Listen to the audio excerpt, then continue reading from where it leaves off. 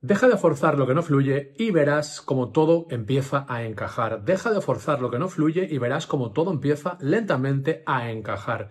Vivimos en una cultura donde se glorifica el esfuerzo, incluso aunque nos mate.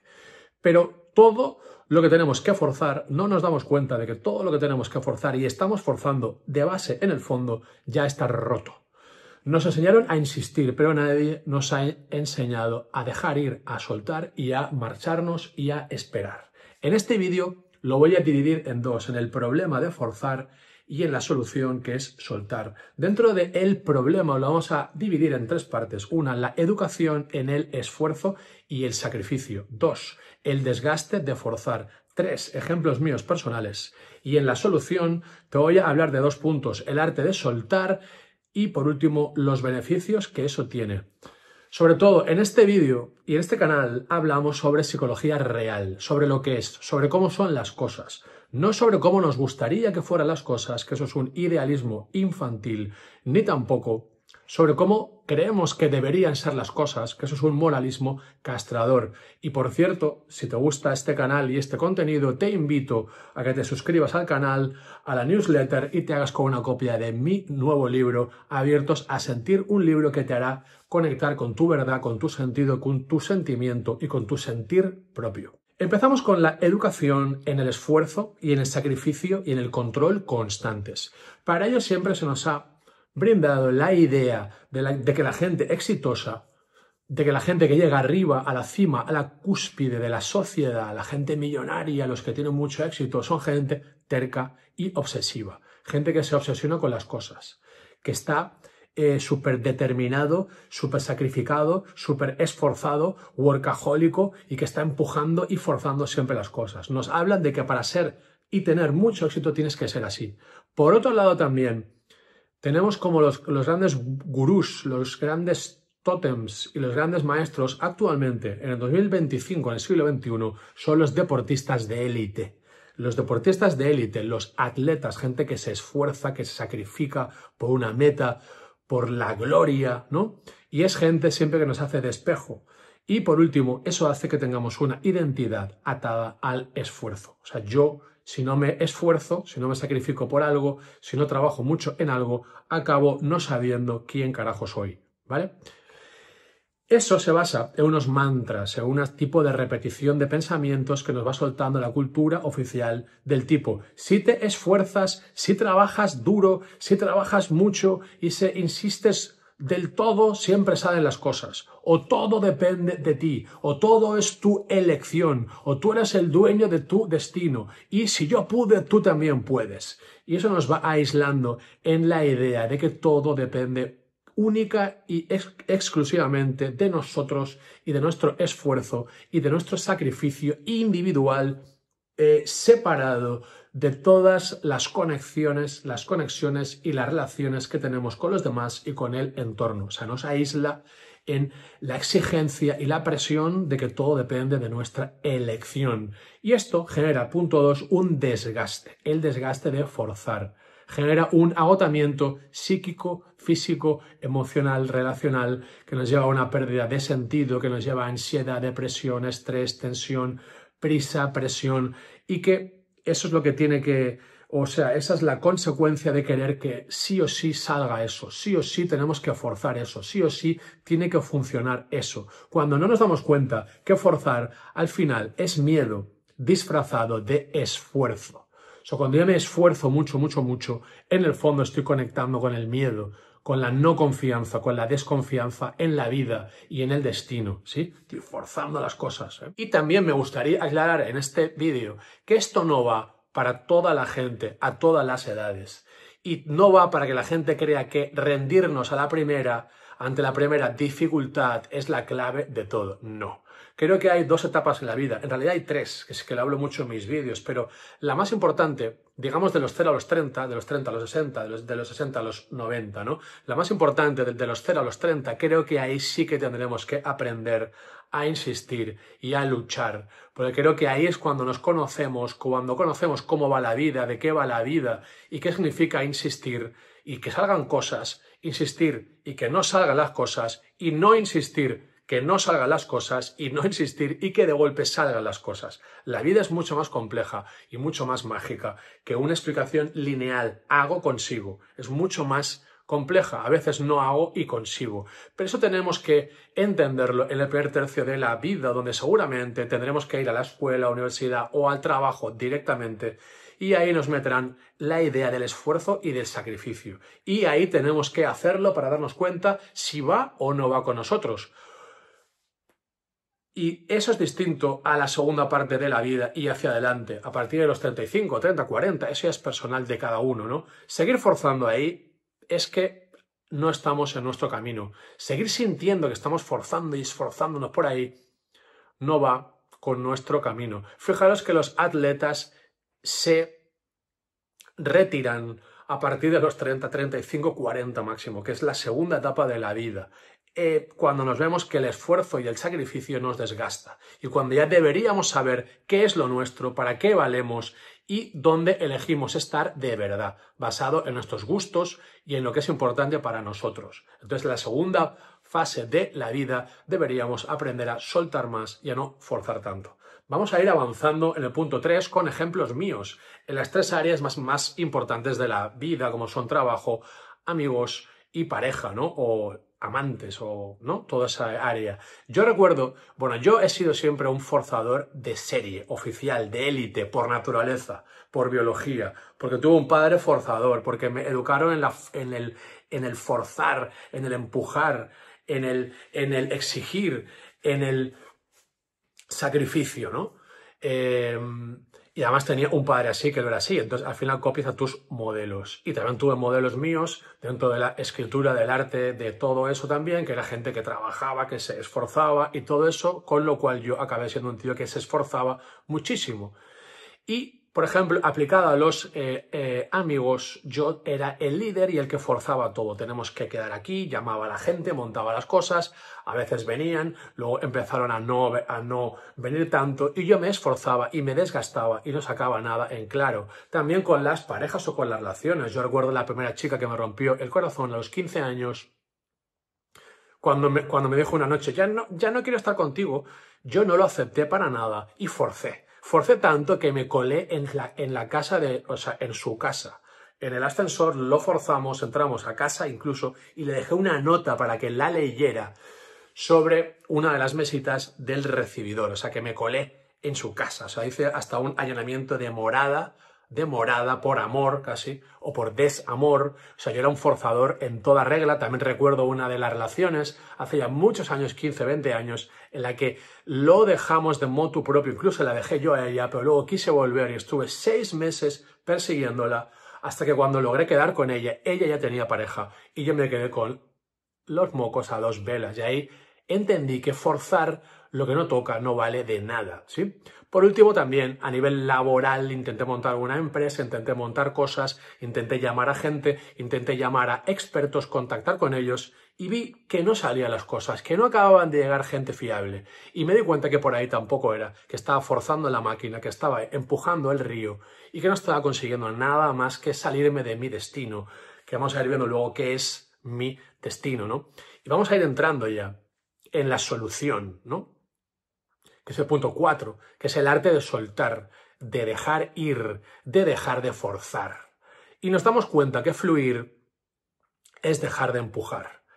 Tiene menos que ver con empujar algo físico que con dejar algo químico, algo energético que ocurra. Sí, tenemos que cambiar el paradigma del empujar, ¿no? Como Sísifo con la piedra que la sube a la montaña y cada día acuestas a la cima de la montaña y al día siguiente ve que vuelve a estar en la parte de abajo y tiene que volver a hacer lo mismo. O sea, dejar de hacer cosas inútiles que no van con nosotros.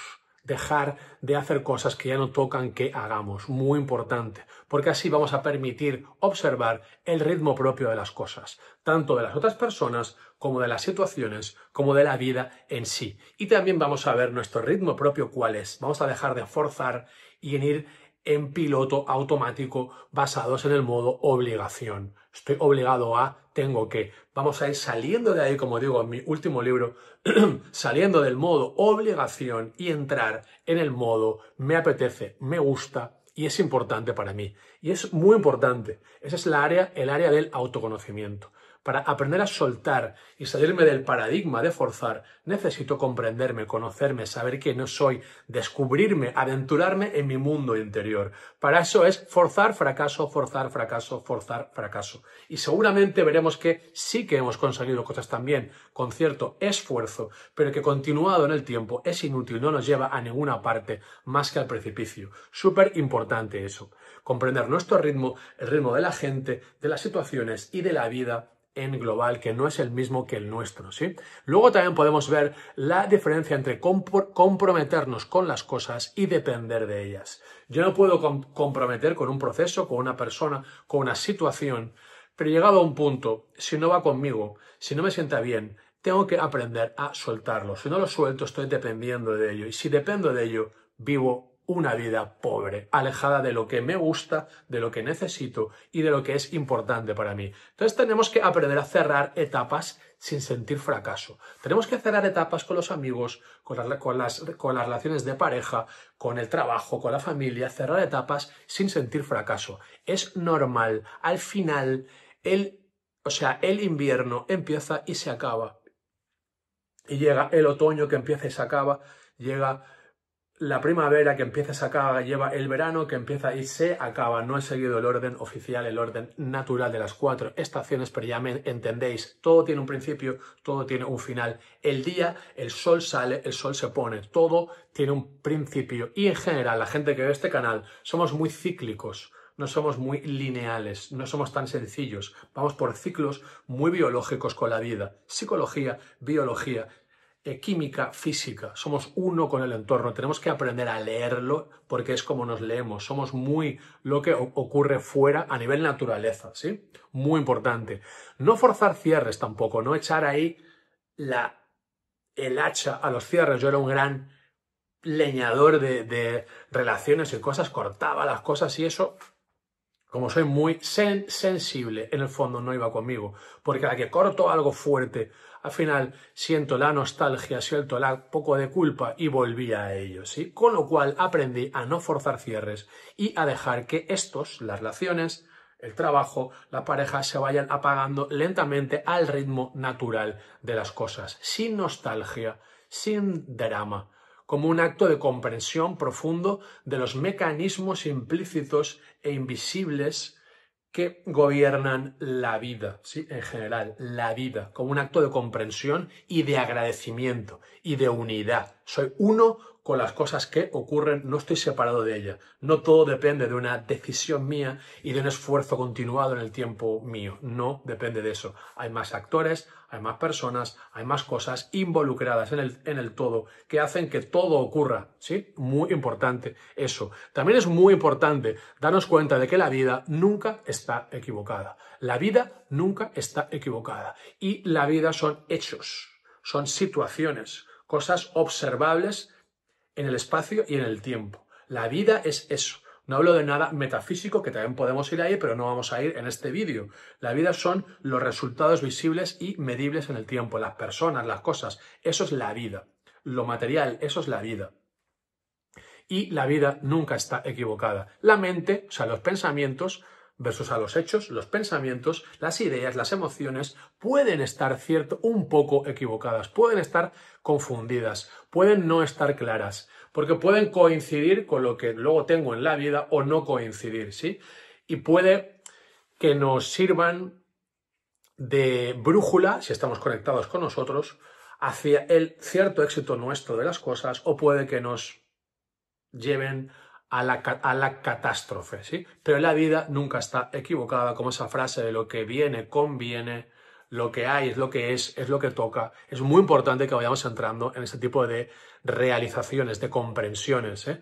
Y también dándonos cuenta de que forzar la conexión es traicionar nuestro presente.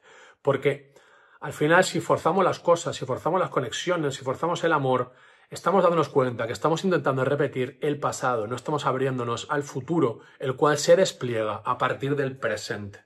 presente, futuro. El pasado ya se marchó y si soltamos y dejamos ir cosas, seguramente aparezcan otras cosas dentro del trabajo, dentro de los amigos, de aficiones, de hobbies, de relaciones, van a aparecer. Pero para ello tenemos que aprender a dejar ir y a soltar y a no forzar, dejar de forzar lo que ya no fluye, lo que no sale fácilmente, ¿sí? ¿Y cuáles son los beneficios, por último punto? ¿Cuáles son los beneficios de aprender a soltar y dejar ir naturalmente, tranquilamente y sin dramas? Pues confiar en la vida, en el orden de la vida.